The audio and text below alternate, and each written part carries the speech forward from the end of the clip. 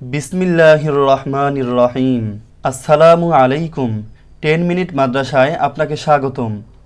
আজ আমরা জানব নারীরা কোন কোন কারণে জাহান্নামে যাবে। সম্মানিত মা ও বোনেরা, আমার এ আলোচনা কোনো বিশেষ পক্ষকে হায় করার জন্য নয়, বরং প্রিয় নবীর একটি হাদিসের আলোকে বাস্তব কিছু ভুল ভ্রান্তি তুলে ধরা উদ্দেশ্য, যা আপনাদের মধ্যে পাওয়া যায়। আর সে ভুল ভ্রান্তির কারণে আপনারা জাহান্নামে যাওয়ার রাস্তা সহজ করে নেন। আশা করব আমার বাংলা ভাষাভাষী সকল মা ও বোনেরা এ আলোচনা শুনে এত বেশি উপকৃত হবেন যে উপকারের ঋণ শোধ করার মতো নয়। প্রথমে একটা হাদিস শুনুন। নবী করিম সাল্লাল্লাহু আলাইহি ওয়াসাল্লাম ইরশাদ করেন, 99 নারীদের মধ্য থেকে একজন জান্নাতে যাবে আর বাকিরা সবাই জাহান্নামে যাবে। অপরদিকে বুখারী ও মুসলিম শরীফের আরেকটি হাদিস উমামা ইবনে জায়েদ রাদিয়াল্লাহু তাআলা থেকে বর্ণিত, তিনি বলেন, নবী করিম সাল্লাল্লাহু আলাইহি ওয়াসাল্লাম বলেছেন, আমি জান্নাতের গেটে দাঁড়ালাম, দেখলাম যারা তাদের প্রবেশ করেছে তারা অধিকাংশ ছিল দুনিয়াতে দরিদ্র অসহায়, আর ধনী ও প্রভাবশালীদের আটকে দেওয়া হয়েছে। তবে তাদের মধ্যে যাদের জাহান্নামে যাওয়ার ফয়সালা হয়ে গেছে তাদের কথা আলাদা। আর আমি জাহান্নামের প্রবেশ দরজায় দাঁড়ালাম, দেখলাম যারা প্রবেশ করেছে তাদের অধিকাংশ নারী। হাদিস মুবারক পাঠ করে মানুষ অনেক পেরেশান হয়ে যান, বিশেষ করে নারী সমাজ। এটা যেহেতু নবী করিম সাল্লাল্লাহু আলাইহি ওয়াসাল্লামের বাণী, তাই চিন্তা হওয়ারই কথা এবং মনে প্রশ্ন আসার কথা যে নারীরা এত বেশি পরিমাণ জাহান্নামে কেন যাবে। সে প্রশ্নটি একজন নারী নবী করিম সাল্লাল্লাহু আলাইহি ওয়াসাল্লামের কাছে করেছিলেন। যেমন মুসলিম শরীফের হাদিস আব্দুল্লাহ ইবনে উমর রাদিয়াল্লাহু তাআলা থেকে বর্ণিত, তিনি বলেন, রাসূলুল্লাহ সাল্লাল্লাহু আলাইহি ওয়াসাল্লাম বলেছেন, হে নারীগণ, তোমরা দান সদকা করো, বেশি বেশি করে আল্লাহ তাআলার কাছে ক্ষমা প্রার্থনা করো, কেননা আমি জাহান্নামে তোমাদের অধিক হারে দেখেছি। এ কথা শোনার পর উপস্থিত মহিলাদের মধ্য থেকে একজন, যার নাম ছিল জাজলা, প্রশ্ন করল, ইয়া রাসূলুল্লাহ, আমাদের কেন এ অবস্থা? কেন জাহান্নামে আমরা বেশি সংখ্যায় যাব? রাসূলুল্লাহ সাল্লাল্লাহু আলাইহি ওয়াসাল্লাম বললেন, তোমরা স্বামীর প্রতি বেশি অকৃতজ্ঞ ও অভিশাপ দাও বেশি।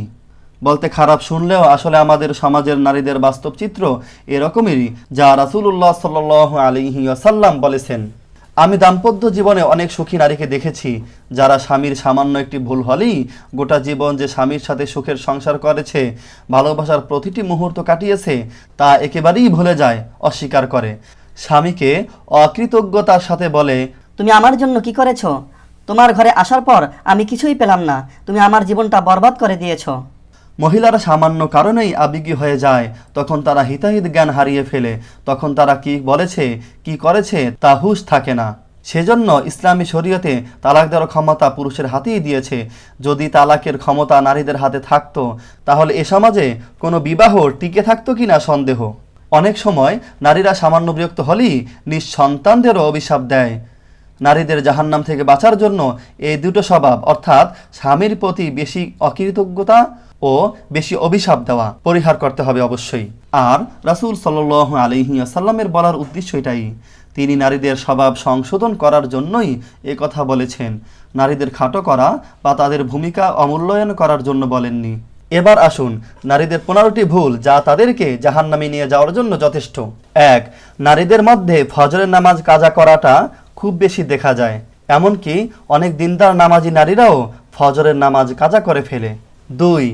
এমনিভাবে নারীদের আরও একটি ভুল, যা তাদেরকে জাহান্নামে নিয়ে যায়, তা হলো বেশিরভাগ নারী জাকাত দেওয়ার ব্যাপারে একেবারেই উদাসীন। খবর নিয়ে দেখা যায় এক একজনের আলমারি ভর্তি সোনা রূপার গহনা, জাকাত দিতে বললে তারা বলে, আমার কাছে তো নগদ টাকা নেই। হে বোন, জেনে রাখুন, এ শখের গহনাই কাল আপনার জন্য জাহান্নামে যাওয়ার কারণ হতে পারে। তাই প্রয়োজনে গহনা বিক্রি করে হলেও জাকাত দিয়ে দেওয়া হলো বুদ্ধিমানের কাজ। তাছাড়া যেসব নারীর উপর জাকাত ফরজ হয়, তাদের জন্য কুরবানি করাটাও ওয়াজিব হয়। কিন্তু আমরা শতের মধ্যে একজনকেও খুঁজে পাই না যারা নিজের কাছে সম্পদ থাকা সত্ত্বেও টাকা পয়সা খরচ করে পশু কিনে এনে কোরবানি করেন। অধিকাংশ মহিলারা স্বামীর উপর নির্ভর করে থাকে, নিজের উপর যে কোরবানি ওয়াজিব তা জানেও না, খবরও রাখে না। 3. অনেক নারীর আরেকটি মারাত্মক ভুল হলো যে তারা গোসল ফরজ হলে, নাপাক হলে তা থেকে পাক সাফ হওয়ার জন্য নানান কারণে গোসল করতে দেরি করে। এমনকি এ চত্বরে পরে নামাজ পর্যন্ত কাজা করতে থাকে। অধিকাংশ মহিলা তাদের ফরজ জ্ঞান যেমন হায়েজ, নেফাজ, ইস্তেহাজা এসব ব্যাপারে পরিপূর্ণ জ্ঞানও রাখে না। অধিকাংশ নারী তাদের যে প্রতি মাসে ঋতুস্রাব হয় সেই ঋতুস্রাব বন্ধ হওয়ার পর তার উপর যে গোসল ফরজ হয় সেটা পর্যন্ত জানে না। ফরজ গোসল হলে কিভাবে ফরজ গোসল করতে হয় তাও জানে না। তারা মনে করে বিয়ে করার পরেই গোসল ফরজ হয়, তখনই তারা গোসল করতে শিখে। 4, অনেক মেয়েরা শখ করে নেইল পালিশ লাগিয়ে থাকেন, অথচ এ নেইল পালিশ লাগানোর ফলে অজু হয় না, গোসল হয় না। এ নেইল পালিশ তুলতেও সময় লাগে, তাই অনেক নেইল পালিশ ওয়ালনি নামাজ ছেড়ে দেয়। আবার অনেকে নেইল পালিশ না তুলেই অজু করে নামাজ আদায় করে, ফলে সে মূলত অজু ছাড়াই নামাজ পড়লো। কারণ যতক্ষণ নেইল পলিশ রিমুভ না করবে ততক্ষণ অজু হবে না, আর অজু না হলে নামাজ হবে না। 5, তেমনিভাবে অধিকাংশ নারী পর্দা করার ব্যাপারে উদাসীন, যা ভাষায় প্রকাশ করা অসম্ভব। কোনো বিয়ে শাদীর অনুষ্ঠানে তো বেপর্দাগিরি আরও বেড়ে যায়। 6, তাছাড়া দুইজন নারী যখন মিলিত হয় তখন তাদের আলোচনার বিষয়বস্তু হয় তৃতীয় জনের গীবত করা। আর নারীদের স্বভাবই এমন যে তারা কয়েকজন একত্র হলেই কথা না বলে থাকতে পারে না, আর কথার বিষয়বস্তুই হয়ে থাকে গীবত তথা পরনিন্দা করা। আর গীবত করতে করতে অনেক নারী জাহান্নামের দরজায় পৌঁছে যায়। এক বাদশার ঘটনা, তিনি ঘোষণা দিলেন কেহ যদি চমৎকার করে মিথ্যা বলতে পারে তাকে পুরস্কার দেওয়া হবে। তখন সকলেই মনের মাধুরী মিশিয়ে মিথ্যা গল্প বলতে আরম্ভ করলো। তখন সবশেষে একজন লোক এসে বলল, আমি এক জায়গায় অনেক মহিলাকে বসে থাকতে দেখলাম, কিন্তু সেখানে সকলেই চুপচাপ, তাহারা কেহ কাহার সাথে কথা বলছে না। তখন বাদশাহ এ লোকটিকেই মিথ্যা বলতে পারদর্শী হিসেবে পুরস্কার দিল। কারণ বাদশাহ জানেন যে যেখানে কয়েকজন নারী থাকে সেখানে তারা চুপচাপ থাকতে পারে না। এই যে মা ও বোনেরা নিজের স্বামীর বিরুদ্ধে, ননদের বিরুদ্ধে, শাশুড়ির বিরুদ্ধে শেকায়াত করে, তা আল্লাহ তারা পছন্দ করেন না। তার পরিবর্তে যদি তারা ধৈর্য অবলম্বন করে তাহলে তারা এর উত্তম প্রতিদান পেত। তেমনিভাবে অধিকাংশ নারীরা খুবই কৃপণ হয়ে থাকে, দান সদকা করতে খুবই কৃপণতা করে। যদি নারীরা বেশি বেশি সদকা করে তাহলে আল্লাহ তাআলা এদেরকে জাহান্নামের আগুন থেকে বাঁচিয়ে দিবেন। 8, কোনো নারী যদি ভুলক্রমে কোনো অন্যায় করে ফেলে তাহলে ভুল স্বীকার করতেও লজ্জা করে, দেরি করে, অথচ দুনিয়ায় ক্ষমা চাওয়াটাই খুব সহজ, কিন্তু কিয়ামতের দিন এর জবাব দেওয়াটা খুব কষ্টকর। 9, এছাড়াও নারীরা রাগের মাথায় কুফরি কালাম বলে ফেলে, এমন কথা বলে দেয় যার ফলে মানুষ ঈমান হারা হয়ে যায়। কুফরি কালামের মধ্যে সবচেয়ে বড় কুফরি হলো যেভাবে স্বামীর বিরুদ্ধে নারীরা অভিযোগ করে বসে তেমনিভাবে আল্লাহ তাআলার বিরুদ্ধেও অভিযোগ করা আরম্ভ করে দেয়। যেমন বলে, আল্লাহ আমার দোয়া শোনেনি না, এখন আর আল্লাহর কাছে দোয়া করি না। একদিন একটা মুরব্বী মহিলার সাথে আমার কথা হলো, আমি জানতে পারলাম সে নামাজ পড়ে না। তখন আমি জিজ্ঞেস করলাম, নামাজ কেন পড়েন না? সে বলল, কি করব, আল্লাহ তাআলা খালি আমাকে সবসময় রোগ ব্যাধি দেয়, আমাকে খারাপ রাখে, এই জন্য জিদ করে নামাজই পড়ি না। নাউজুবিল্লাহ।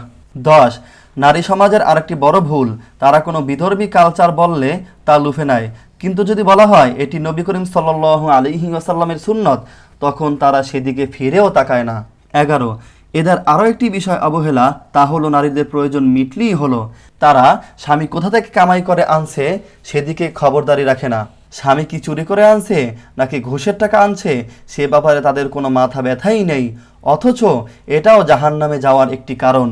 12, তেমনিভাবে আল্লাহ তাআলা কোনো নারীকে যদি ভালো ঘরে জন্ম দেন, পিতা ধনী হন, তার চেহারা সুরত যদি সুন্দর হয়, তখন সে এতটাই বেপরোয়া ও অহংকারী হয়ে উঠে যে কেহ তার সামনে অন্য কোনো নারীর সুনাম করলে সে বরদাস্ত করতে পারে না, আর এ অহংকারী একজন নারীকে জাহান্নামে পৌঁছানোর জন্য যথেষ্ট। 13, তেমনিভাবে অধিকাংশ নারী কুধারণার রোগী হয়ে থাকেন, আর সামান্য সন্দেহ থেকে কুধারণা, আর সে কুধারণা থেকে মিথ্যা অপবাদের মতো কবিরা গুনাহে লিপ্ত হয়ে যান, যা জাহান্নামে নিয়ে যাওয়ার জন্য একটি কারণ। 14, আজকাল যে বিষয়টি সবচেয়ে বেশি দেখা যায় তা হলো কোনো কারণে স্বামীর সাথে ঝগড়া হলে স্বামীকে এমনভাবে রাগান্বিত করে, স্বামীকে এমন এমন কথা বলে যাতে স্বামীও প্রকাশ্যে কিংবা গোপনে এমন বাক্য বলে দেয় যাতে তালাক হয়ে যায়, আর তালাক হয়ে যাওয়ার পরেও সে স্বামীর সাথে সংসার করতে থাকে, যা মারাত্মক হারাম কাজ। অনেক স্বামী স্ত্রী এমনও পাওয়া যায় তালাক দিয়ে দেওয়ার পরেও বছরের পর বছর একসাথে থাকে। নাউজুবিল্লাহ। এক হাদিসে আছে নবী করিম সাল্লাল্লাহু আলাইহি ওয়াসাল্লাম ইরশাদ করেছেন, কিয়ামতের আগে স্বামী স্ত্রী একে অপরের সাথে জিনা করবে। এ হাদিসে এসব স্বামী স্ত্রীর ব্যাপারেই ইশারা করা হয়েছে। তাই এ বিষয়ে স্বামী ও স্ত্রী উভয়কেই সতর্কতা অবলম্বন করা জরুরি। 15, তাছাড়া অধিকাংশ নারী নেকামল করে শুধুমাত্র লোক দেখানোর জন্য, কিংবা লোকে কি বলবে এ ভয়ে গুনাহ থেকে বেঁচে থাকে, যার ফলে তার নেক আমলে আল্লাহর সন্তুষ্টির নিয়ত থাকে না। গুনাহ থেকে বাঁচাটাও আল্লাহর ভয় হয় না, ফলে সে সব আমলেই সওয়াব শূন্য হয়ে যায়। নবী করিম সাল্লাল্লাহু আলাইহি ওয়াসাল্লামের ফরমান, 99 নারীর মধ্যে থেকে একজন শুধু জান্নাতে যাবে আর বাকি সবাই জাহান্নামে যাবে। এ হাদিসের আলোকে যে আলোচনা করা হলো তা নারীদের জন্য খুবই জরুরি। আশা করি সকল নারী এ বিষয় গুরুত্বের সাথে গ্রহণ করবেন। যেখানে যেখানে সংশোধন করা সম্ভব সেখানে সেখানে সংশোধন করে নেবেন। জাহান্নামের রাস্তা বন্ধ করে জান্নাতে যাওয়ার রাস্তা সহজ করে নেবেন। আল্লাহ তাআলা সকল নারীকে এই 15টি কাজ থেকে বিরত থেকে জান্নাত অর্জন করার মতো তৌফিক দান করুক, আমিন। আর আপনি যদি জান্নাত জাহান্নাম সম্পর্কে আরও অধিক জ্ঞান লাভ করতে চান তাহলে এই চ্যানেলটি সাবস্ক্রাইব করে রেখে দিতে পারেন। ইনশাআল্লাহ আপনার উপকার হবে। আপনার প্রতি শুভকামনা রেখে আজকের মতো বিদায় নিচ্ছি। আসসালামু আলাইকুম ওয়া রাহমাতুল্লাহ।